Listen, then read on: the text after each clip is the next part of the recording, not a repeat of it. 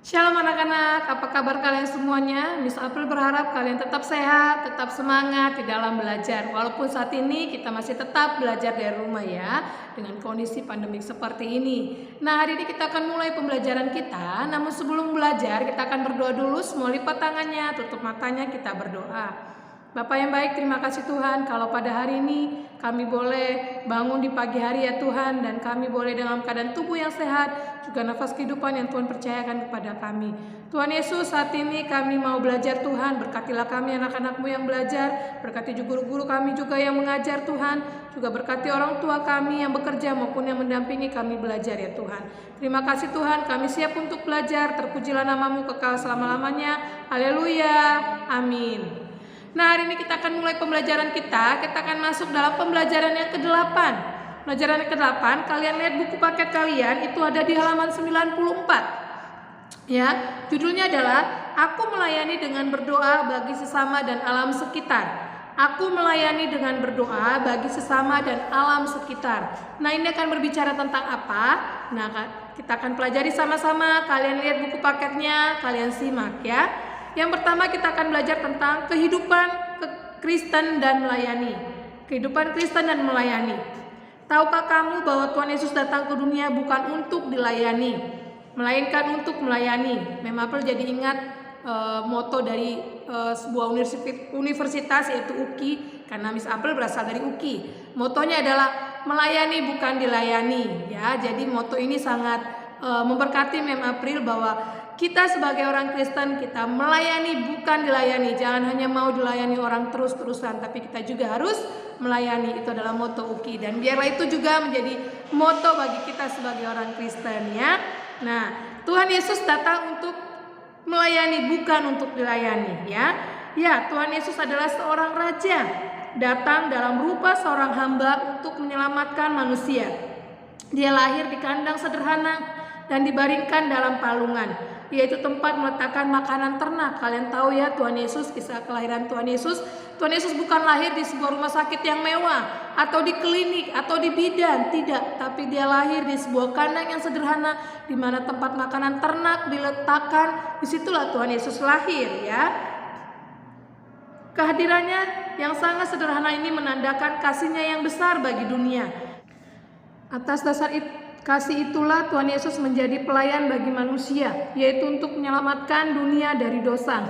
Sebagai orang Kristen yang percaya kepada Tuhan Yesus, kita wajib memiliki sikap melayani seperti yang telah diajarkan dan diteladankannya. Oleh karena Tuhan Yesus telah lebih dahulu melayani kita, kita berkewajiban menyatakan syukur kepadanya dengan melayani sesama di alam sekitar. Melayani adalah prinsip hidup orang Kristen yang harus dilakukan kapan saja, di mana saja, dan kepada siapa saja. Apa itu melayani? Kalian garis bawahi ya. Melayani berarti mendahulukan kepentingan orang lain, bukan kepentingan sendiri. Melayani berarti membantu orang lain.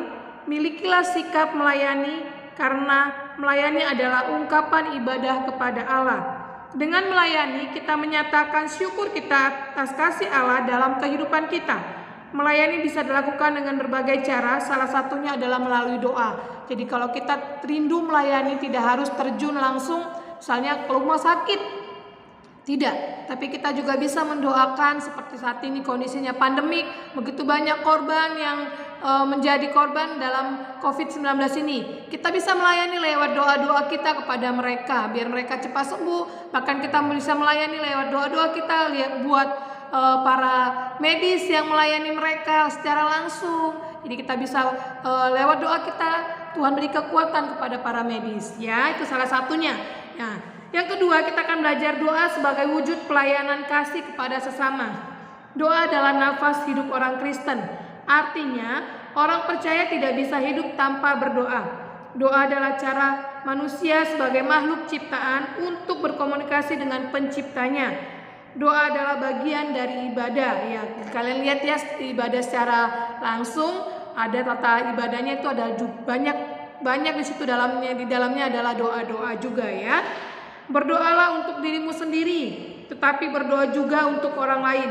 Karena dengan berdoa untuk orang lain, kita sedang menunjukkan kasih dan pelayanan kita bagi mereka. Jadi dengan berdoa kita berkesempatan melayani sesama ciptaan Tuhan. Tuhan Yesus pun berdoa bagi para muridnya dan bagi dunia ini. Doa adalah salah satu wujud pelayanan kasih bagi orang lain. Jadi salah satu pelayanan kita adalah dengan cara berdoa, ya. Menurut Kamus Besar Bahasa Indonesia atau KBBI online, doa adalah permohonan, pujian, permintaan, dan harapan kepada Tuhan. Karena melalui doa, manusia dapat berkomunikasi dengan Tuhan. Inilah fungsi doa, yaitu, kalian garis bawahi, sebagai alat berkomunikasi atau berhubungan dengan Tuhan. Doa juga adalah permohonan kepada Tuhan. Permohonan atau permintaan ini bisa disertai harapan, syukur, atau pujian kepada Tuhan. Permohonan bisa untuk diri sendiri maupun untuk orang lain dan alam ini juga, ya. Jadi doa adalah wujud pelayanan kasih kita kepada Tuhan dan juga pada sesama, bahkan kepada alam ini, ya. Tahukah kamu bahwa Tuhan Yesus adalah sahabat sejati anak-anak? Ya, ingat, Tuhan Yesus adalah sahabat sejati kalian semua anak-anak, ya. Ya, Yesus adalah sahabat sejati anak-anak. Oleh sebab itu, di dalam doa manusia menceritakan semua kepada sahabat kita, untuk kita kepada itu Tuhan Yesus, sahabat kita, ya. Ia bersedia menerima segala curahan hati kita dalam doa. Curhat kita, kalau manusia mungkin kamu curhatnya begitu aja, mungkin. Tapi kalau kepada Tuhan kita curhat apa aja, curahan hati kita apa aja kepada Tuhan, Tuhan mau mendengarkannya, ya, lewat doa. Jadi kita bisa menceritakan banyak hal kepada Tuhan, suka ataupun duka, susah ataupun senang, sama seperti berbicara kepada sahabat yang paling disayang atau kepada ayah dan ibu kita. Kita juga bisa menyampaikan rasa takut kita dan cemas kita saat berdoa. Melalui doa kita membangun hubungan kita dengan Tuhan, ya. Kalian kan sering curhat kepada sahabat, curhat kepada orang tua, mama atau papa. Jadikanlah Tuhan Yesus seperti itu, bahkan lebih dari situ. Karena Tuhan Yesus siap menerima curhat kita, ya. Nah, bagaimana dengan sikap kita berdoa? Sikap berdoa yaitu Tuhan Yesus mengajarkan kepada orang percaya untuk tidak menjadi orang munafik saat berdoa. Karena melalui doa kita berkomunikasi dengan Tuhan. Doa hendaknya jangan bertele-tele dengan menggunakan kata-kata yang indah, padahal bertujuan menyombongkan diri. Kita bisa belajar dari Matius 6 ayat 5-7. Di situ adalah contoh orang berdoa secara munafik. Dia kata-katanya bagus, indah, padahal itu dengan maksud hati dia menyombongkan dirinya, supaya dia dilihat dengar orang dia bagus, dia baik, dia berdoa seperti orang munafik, ya. Jangan seperti itu. Doa tidak boleh dikarang-karang. Doa adalah isi hati, curahan hati kita kepada Tuhan, ya. Sebaiknya berdoa dengan kata-kata dan kalimat yang sederhana dan mudah dimengerti serta dengan ketulusan hati, ya. Seperti tadi Miss April bilang, ketulusan hati kita itu yang dilihat Tuhan ketika kita berdoa.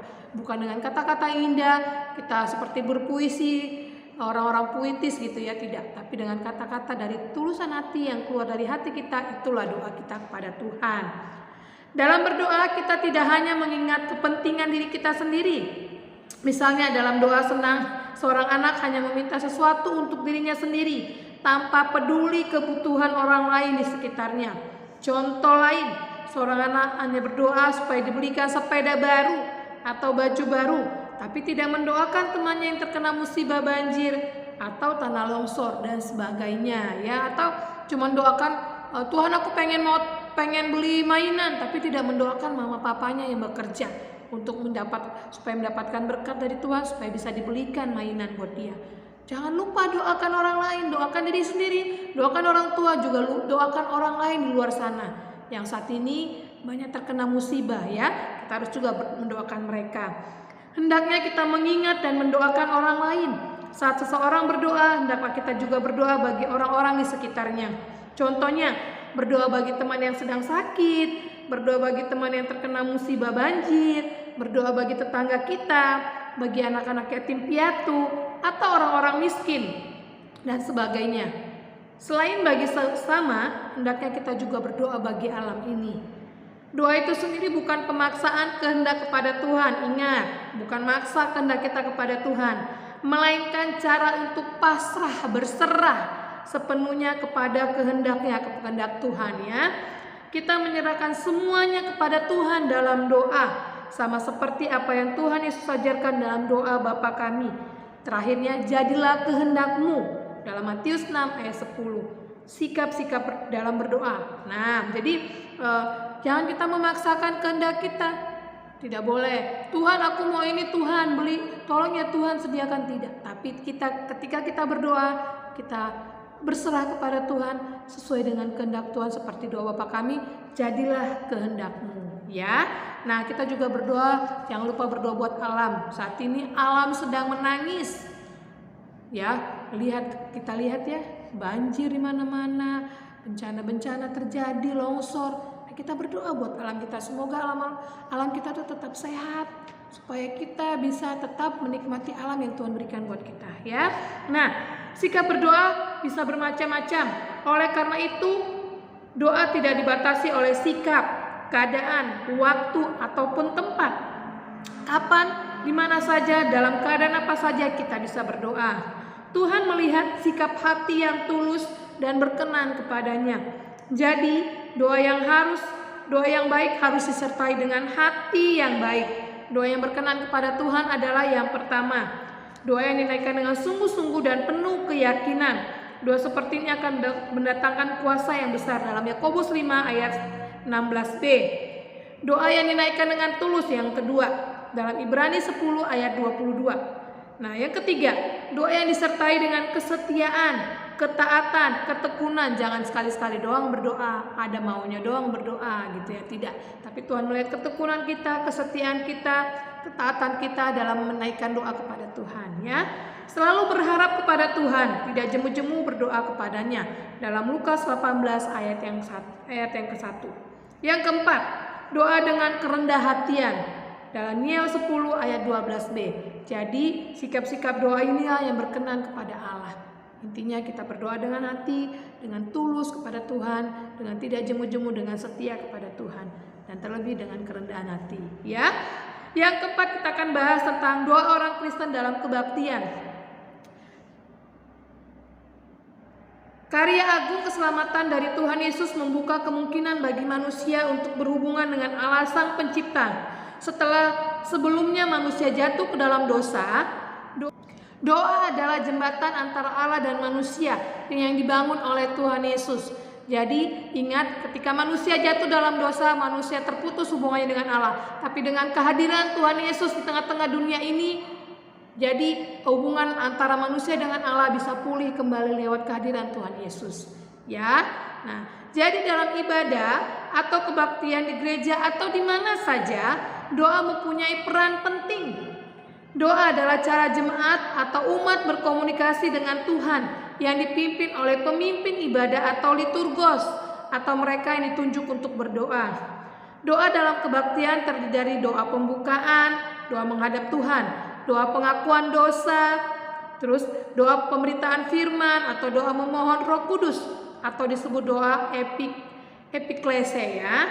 Doa pengucapan syukur, doa syafaat, doa Bapa kami, doa persembahan. Nah, semua doa itu dinaikkan umat bersama-sama dan ditujukan kepada Tuhan Sang Kepala Gereja. Itu kalau kita ibadah di dalam kebaktian atau dalam saat teduh kita ya.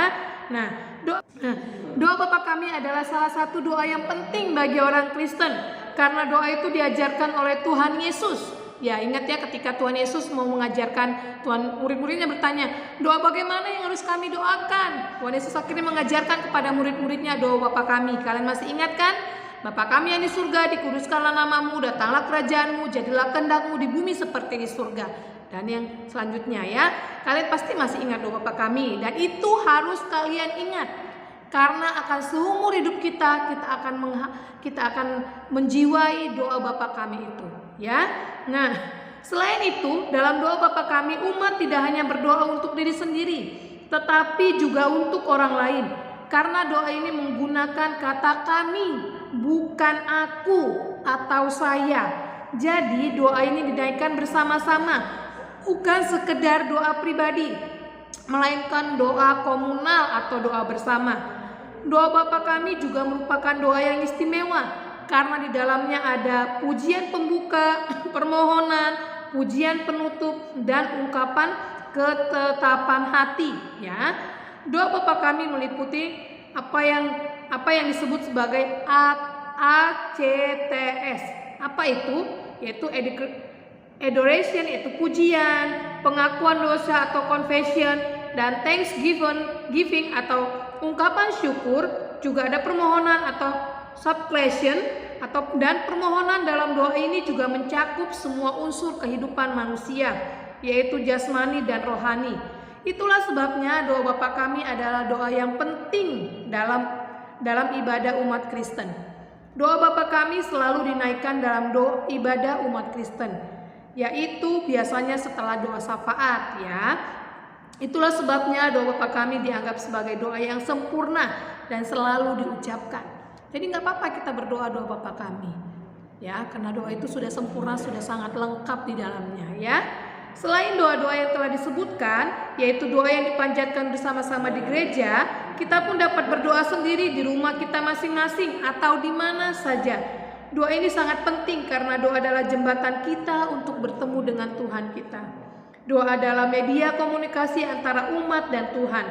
Tanpa kehidupan doa yang baik, maka kehidupan rohani akan menjadi kering. Itu sebabnya berdoalah setiap hari.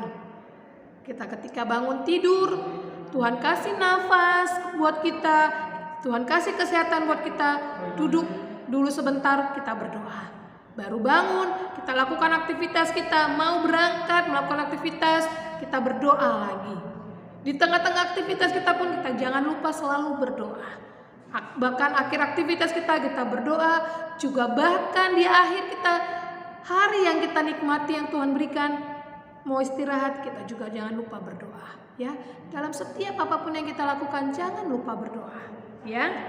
Setelah mempelajari tentang doa, marilah kita berdoa dengan sepenuh hati kepada Tuhan, baik untuk diri sendiri, sesama, dan alam sekitar. Doa bagi orang lain dan bagi alam adalah wujud pelayanan kasih dan ibadah kita kepada Tuhan. Karena dengan berdoa bagi orang lain, kita sedang mengutamakan kepentingannya. Jadi jangan berdoa dengan tidak sungguh-sungguh. Jangan lupa akan waktu untuk berdoa. Dengan berdoa kita sedang mengarahkan kehidupan kita supaya sesuai dengan apa yang kita doakan. Berdoa untuk sesama bukan sekedar tanda kita mengasihi sesama, melainkan juga mengarahkan kita untuk bertindak mengasihi sesama. Begitu juga terhadap alam sekitar. Ada ora et labora. Masih ingat ya, ora et labora adalah ungkapan dalam bahasa Latin yang berarti berdoa dan bekerja. Kenapa kata awalnya berdoa? Karena Tuhan mengingini di awal setiap kita melakukan aktivitas, kita jangan lupa berdoa dan bekerja, ya. Setelah kita berdoa, kita libatkan Tuhan dalam aktivitas kita bekerja, libatkan juga Tuhan di dalam aktivitas kita, ya.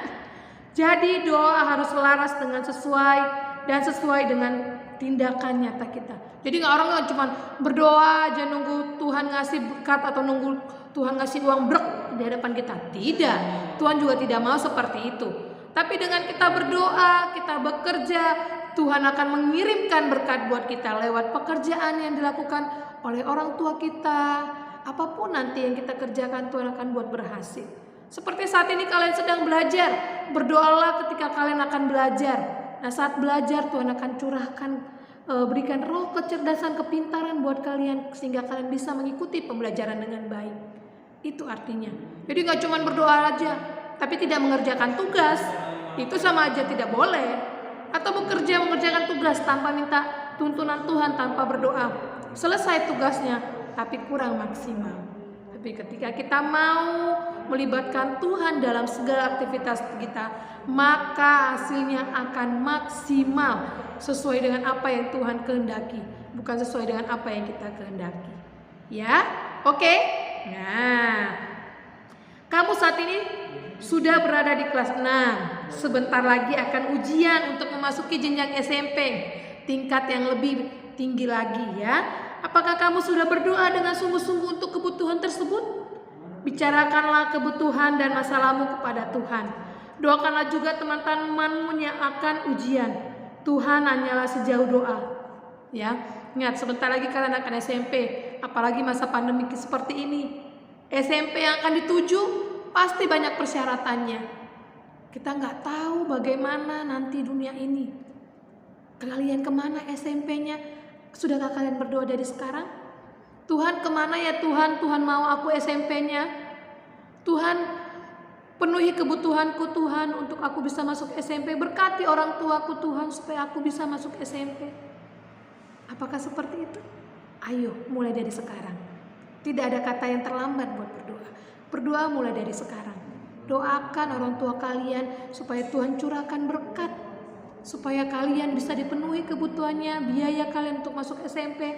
Dan berdoa buat kalian supaya kalian diberi roh kecerdasan dan kepintaran, supaya kalian bisa lulus SD ini, bahkan SMP nanti, SMA, kuliah, pekerjaan kalian doakan dari sekarang. Ya, dulu Mem April saat seperti kalian, Mem April diingatkan terus untuk berdoa. Masuk SMP Mem April ikut persekutuan pemuda di gereja Mem April, berdoa juga. Tulis apa yang kemana kamu akan melanjutkan.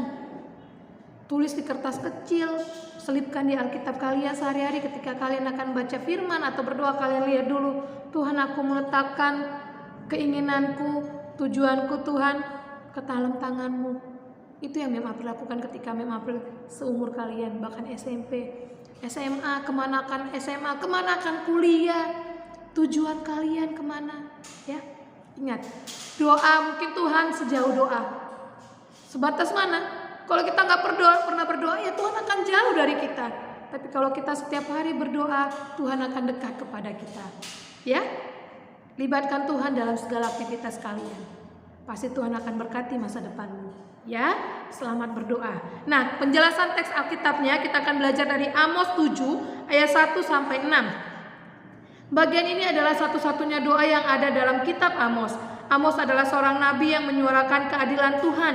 Ia berdoa untuk memohon pengampunan dari Tuhan bagi bangsa Israel. Ingat, lihat, dia tidak berdoa buat dirinya sendiri, tapi dia berdoa buat bangsa Israel, bangsa loh yang sangat besar ya. Orang Asyur sudah menyeberang orang Israel. Untuk itulah Nabi Amos berdoa, Tuhan Allah berikanlah kiranya pengampunan. Melalui ayat ini Amos, sang penulis, ingin menyampaikan kepada para pembaca bahwa Tuhanlah yang maha kuasa dan mampu melakukan segalanya, termasuk memberikan pengampunan kepada umatnya. Ya, oke. Nah, dalam Yakobus 5 ayat 16b, surat Yakobus juga ditulis oleh seorang yang bernama Yakobus. Melalui ayat ini penulis ingin meyakinkan para pembaca bahwa doa harus dinaikkan dengan kesungguhan. Penulis begitu yakin akan kuasa doa yang dinaikkan oleh orang yang benar. Oleh karena itu melalui ayat ini penulis memberikan bimbingan bagi orang percaya tentang cara berdoa. Kehidupan doa bagi penulis surat Yakobus begitu penting. Karena doa adalah salah satu pokok penting dalam kehidupan orang Kristen. Selain kerendahan hatian, kesabaran, kebijaksanaan, dan sebagainya. Semua sikap hidup orang Kristen seperti ini diperlukan untuk mengarahkan orang keluar dari kesalahan menuju pertobatan hidup. Jadi ingat, kita harus sungguh-sungguh berdoa karena doa nafas kehidupan kita orang Kristen. Ya, oke, sampai di sini dulu. Mem April berharap kalian tidak hanya mendengarkan, tapi lakukan. Libatkan Tuhan dalam segala aktivitasmu. Awali segala aktivitasmu dengan doa. Ya, oke. Yang menjadi tugas kalian pada hari ini, kalian tahu lagu Di Doa Ibuku Namaku Disebut. Nah, Mem April mau kalian menjadi tugas kalian adalah menyanyikan lagu ini. Nanti Mem April akan kirimkan linknya. Kalian nyanyikan lagu ini dengan sungguh-sungguh ya. Ingat, bait demi baitnya. Kalian lihat di buku paket halaman 103. Di waktuku masih kecil gembira dan senang. Tiada duka ku kenang, tak kunjung mengerang. Di sore hari nan sepi, ibuku bertelut. Sujud berdoa ku dengar namaku disebut. Di doa ibuku namaku disebut. Di doa ibuku namaku disebut. Ya. Jadi kalian tetap harus percaya bahwa doa tidak lebih besar kuasanya dari apapun yang kita lakukan. Dan tugas kalian jangan lupa videokan, kirim ke GCR lagu Di Doa Ibuku Namaku Disebut ya. Di doa ibuku namaku disebut. Oke, cukup sekian dulu yang menjadi pembelajaran kita. Biarlah kiranya pembelajaran hari ini menjadi berkat buat kalian semua, bahkan buat Mem April sendiri ya. Oke, untuk mengakhiri pembelajaran kita berdoa dulu. Bapa yang baik, terima kasih Tuhan. Tuhan sudah mengingatkan kami untuk kami selalu berdoa ya Tuhan. Ajar kami anak-anak-Mu sedari kecil Tuhan untuk selalu berdoa dalam segala aktivitas kami ya Bapa. Terima kasih Tuhan buat pembelajaran hari ini. Biarlah kiranya pembelajaran hari ini boleh menjadi berkat buat anak-anak-Mu ya Tuhan. Tuhan berkati juga mereka yang terus mengerjakan tugas-tugas mereka, berikan mereka kesetiaan Tuhan, berikan mereka juga kesehatan, juga roh kecerdasan dan kepintaran. Tuhan Yesus, biarlah kiranya juga berkati kedua orang tua mereka yang bekerja maupun yang mendampingi mereka belajar ya Tuhan. Terima kasih Bapa, pulihkan kembali dunia ini Tuhan, pulihkan kembali khususnya Indonesia ya Tuhan, agar kami boleh beraktivitas seperti biasa ya Tuhan. Terima kasih Bapa, ini doa kami, ini kerinduan kami Tuhan. Biarlah kami selalu menjadi anak yang berkenan kepadamu ya Bapa. Di dalam nama Yesus kami sudah berdoa dan mengucap syukur. Haleluya. Amin. Oke, tetap semangat, tetap rajin belajar, jangan lupa setia mengerjakan tugas-tugasnya dan kumpulkan PR-nya. Oke, Tuhan Yesus memberkati. Bye-bye.